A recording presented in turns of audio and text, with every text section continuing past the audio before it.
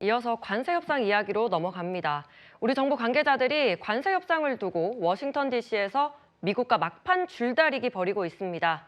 트럼프 대통령이 한국에 대해서 이렇게 이야기하기도 했는데요. 들어보시죠. I have a very good relationship with President Xi, and we're going to see what happens. But, you know, for years we were taken advantage of by China very badly. We were losing hundreds of billions of dollars a year to China. With the European Union, that includes with Japan and South Korea, all we want to do is be treated fairly. But the fairly is hundreds of billions and even trillions of dollars coming into the United States. 트럼프 대통령이 중국에게 이용당하지 않겠다라고 하면서 일본뿐 아니라 우리나라까지 언급했습니다. 이 발언은 어떤 의미입니까?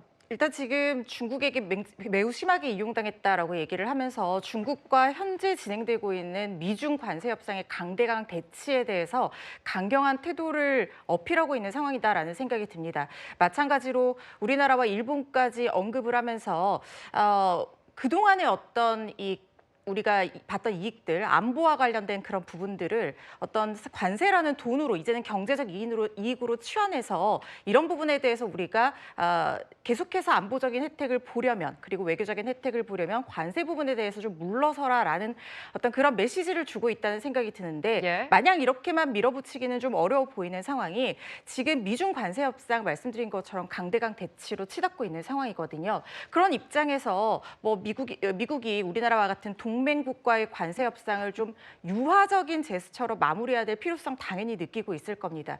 그러다 보니까 우리나라와 어떤 관세 협상을 좀 유화적인 부분에서 좀 빨리 마무리하고 그 다음 부분에 이제 미중 협상에 좀 집중을 하는 그런 역량의 집중을 계획하고 있다라는 얘기들이 들리기 때문에 이거는 그냥 트럼프식의 일종의 압박욕 발언이라는 생각이 들고, 예. 무엇보다도 지금 진행하고 있는 한미 관세 협상에 있어서 마지막 이 투자 구조를 어떻게 할 것이고 다른 대안이 있는지 이런 부분에 대해서 좀 더 집중하면 될 거라는 생각이 듭니다.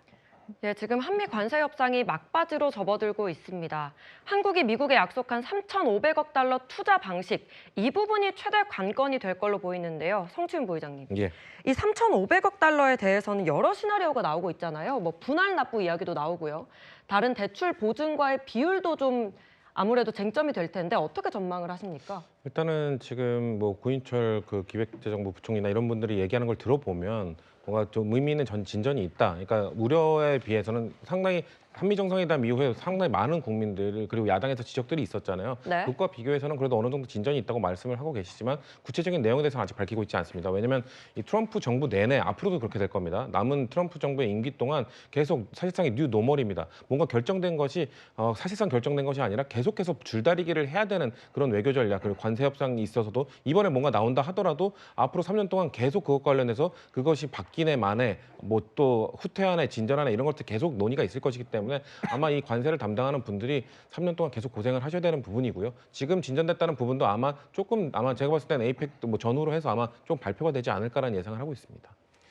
네, 방금 뭐 진전됐다는 부분에 대해서는 얘기도 있었었지만 트럼프 대통령이 이에 대해서 수용할지 좀 불확실하다 이렇게 이야기를 했습니다. 실무 장관들은 이해를 하고 있는데 이것을 얼마나 대통령을 설득을 해서 트럼프 대통령이 이걸 수용하느냐 부분은 진짜 그 부분은 불확실성이 있는 거죠. 박명 대변인, 그러니까 실무진들이 아니라 트럼프 대통령을 설득하는 게 관건일 것 같아요.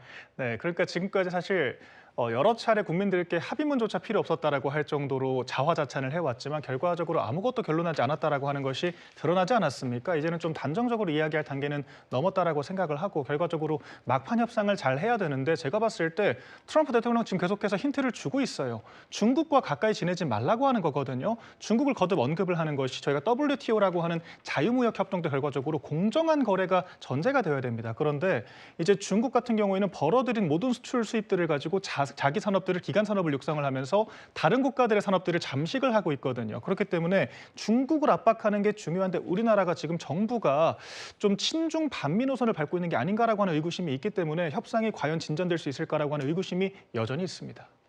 예, 부디 진전이 있길 바랍니다.